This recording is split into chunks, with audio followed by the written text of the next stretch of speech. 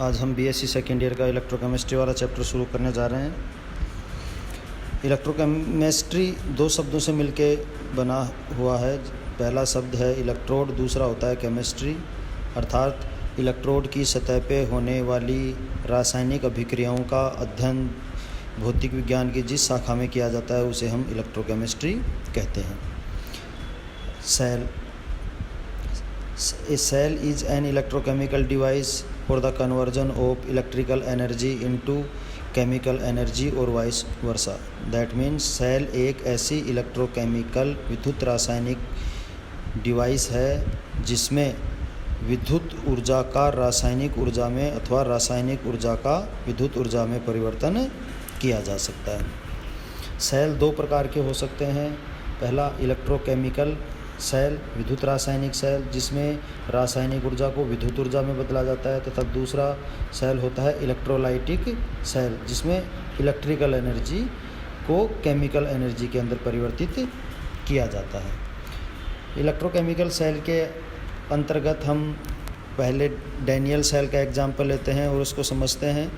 Daniel cell एक electrochemical cell है जिसमें दो इलेक्ट्रोड होते हैं, एक एनोड तथा दूसरा कैथोड। एनोड जिंक का बना हुआ होता है, कैथोड कॉपर का बना हुआ होता है। एनोड नेगेटिव होता है और कैथोड पॉजिटिव होता है। जैसा कि दिखाया गया है कि एनोड को हमेशा लेफ्ट हैंड साइड के अंदर लिखा जाता है। एनोड पे ऑक्सीडेशन होता है और एन का मतलब होता है negative, that means anode negative होता है। इसको याद रखने का तरीका होता है ALON।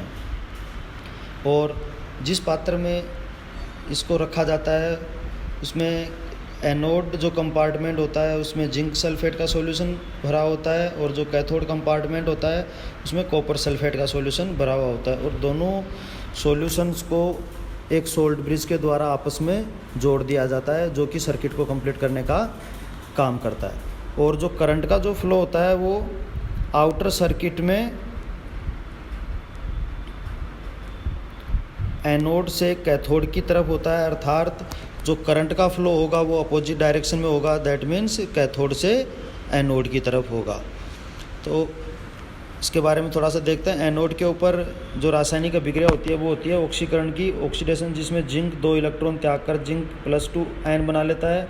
और कैथोड के ऊपर कॉपर +2 आयन इन दो इलेक्ट्रॉन को ग्रहण करके कॉपर बना लेता है। और जो नेट सेल रिएक्शन होती है उसमें जिंक कॉपर +2 के साथ रिएक्शन करता है तथा कॉपर तथा जिंक +2 आयन बना लेता है। सेल रिएक्शन में बनने वाली हर चीज़ उस इलेक्ट्रोड का हिस्सा होनी चाहिए, that means the reactant and product are the part of that electrode.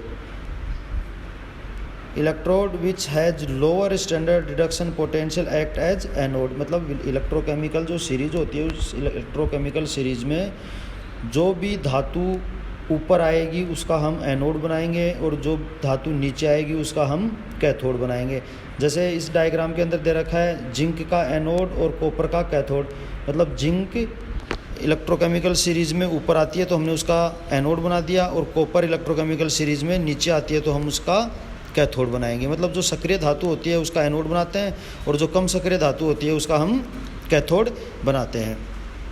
और जो सेल पोटेंशियल होता है इस सेल का वो होता है 1.10 वोल्ट, क्योंकि जो रिडक्शन पोटेंशियल होता है स्टैंडर्ड रिडक्शन पोटेंशियल जिंक का वो होता है -0.76 वोल्ट, और स्टैंडर्ड रिडक्शन पोटेंशियल कॉपर का वो होता है 0.34 वोल्ट।